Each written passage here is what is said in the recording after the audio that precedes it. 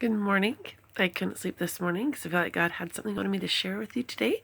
So here we're back to our Happy Home Crazy Mom series. We're going to start with a story.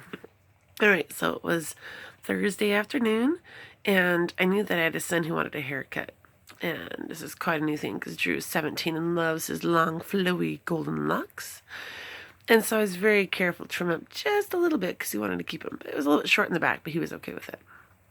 So as I was doing that, and my daughter came in, who's 15, and said, "Oh, I want a haircut too.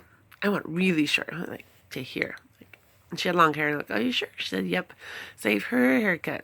And then my 8-year-old came in, and she's like, "Well, I want a haircut, and I want it right up to here." I'm like, okay, great. So you get the trend here. Everyone's wanting shorter. So, my daughter, who's 21, came home from work, or she's 22? 21.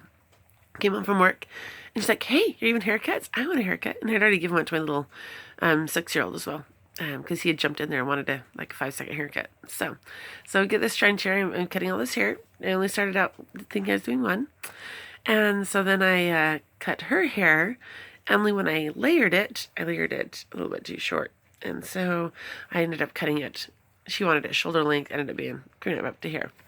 So my daughter, who's 10, had been watching all along, and she was super excited. And she's my creative one. She's like, "I want to be able to give haircuts." And so I thought, well, you can trim my hair if you want to, because I had layered it and thinned it. And so she trimmed it. And then when she got to this side, I could feel it and kind of guide her all along, and it was about right. It was good. And then she's like, "Oh, I just have one more cut." Okay, awesome, great. And so I feel her pull the hair down on this side, and I'm like, she's not going down very far. And then she cut it, and it was like up to here over here and down to here over here. And I'm like, well, first I did go like, oh, look at this. And so she felt bad. She's, anyway, this is kind of what we're talking about today. She felt bad, and so I said, "Oh, it's okay. It's okay. I've done probably 1,000 haircuts, maybe only hundreds, but lots of haircuts. And so many times I've gone back and forth, and I just am a little bit off, and so I have to go back and fix it. It just happens, right?" And so she, I really didn't think it was a big deal. And so she went back and forth. It got shorter and shorter, and it was just cute.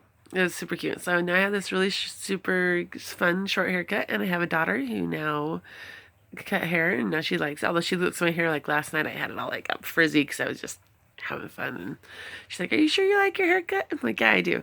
It's great." And so this ties into what I'm talking about today.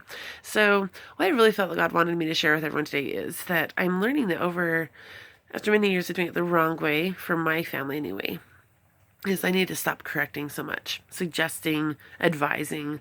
I'm always jumping on my kids. Like the second they do something or think something or come home with something, I'm jumping on it. And even if it's a positive thing, like, "Oh, you could do it this way. Oh, what about this way and this way and this way?" And, or, "Oh, wow, I don't know about that." I'm offering my opinion on pretty much everything in their life. and I'm learning as I've watched. I mean, as my 7-year-old, 8-year-old, she came up and she said, she was really struggling. She struggles a lot because she's a strong personality, and there's a lot of conflict that surrounds her. And I said, "So what would help you? What would help you to have less conflict, think, or get along better? And what would help you from your older siblings?" It was just she and I. She said, "Mom, I'm tired of people correcting me because I have lots of ideas. I want to try them out. And I feel like people are correcting me all the time." And I started paying attention, and I noticed I am always giving advice, offering advice. My kids will share a spiritual thought. I'll jump on it and add stuff to it. And yes, there's a time and a place for that. But every time I've thought about it, and as I've stepped back and stopped offering advice when it's not wanted, when they ask for it, of course, I should give it to them. And when they're hurting themselves or other people, I will step in. But if it's like somebody they're creating something or making food or something that's not going to burn down the house, if they ask for advice, then it's a helpful thing. If I don't, it hurts. It's hurting them. And so I've been trying to stop correcting them or advising or giving my 2 bits or my experience. They'll ask for it if they need it and if they're open to it. If not, it's actually counterproductive, I believe. And so I challenge you to do this experiment also. Step back and see how much, and keep your mouth closed, and see how much you're correcting your kids.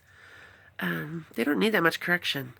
There's something learned from personal experience, and there's also the spirit, a comforter, whatever you want to call it, intuition, conscience. It does an incredible job at correcting the right way. And when they see that you have experience, and you're having success, and you're having joy, they'll turn to you for advice. And then, no holds barred, I'll say, do you really want my opinion? Woo-hoo! And I'll tell them. But I'm learning more and more that they need to ask for it not to be a negative thing, to actually be productive and helpful, and not damaging to maybe their esteem or their initiative. So, just thoughts for today. Hope you're having a great week. You're doing better than you think you are, and God loves you. Talk to you later. Bye.